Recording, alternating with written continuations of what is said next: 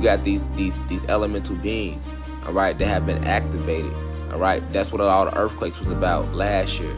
All the earthquakes, and well, not just last year, the last 20 years, when you've been hearing all these earthquakes and things like that.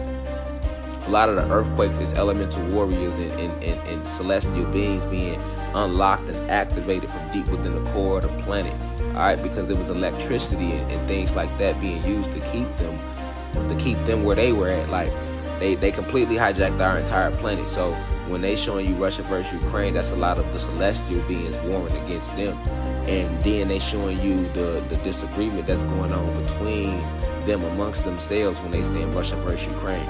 They not gonna put out the article and be like, hey, what's really going on is we over here having a spiritual warfare and we getting our ass kicked, so we have to stage this spiritual warfare as war amongst ourselves. And on top of that, we really are arguing amongst ourselves because we're losing this overall war.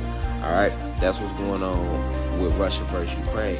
And then if you notice, they're already giving you the propaganda to make America join in with the war. So they already got you set up for the 1-2 for America to join it. Even when they said from jump, when they was like, hey, when Biden was like, hey, if Russia does anything to Ukraine, then the U.S. gonna intervene. Remember that conversation? And then that conversation happened, and then Russia got in.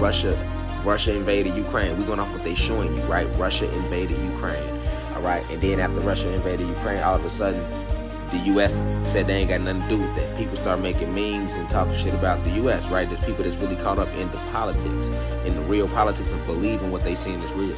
So they caught up in the politics. They're like, oh, yeah, the U.S. ain't on shit. And then you're not paying attention to how at the same time the U.S. still allegedly is supplying weaponry to Ukraine. So that's them setting you up for the 1-2 of, okay, now America eventually intervenes.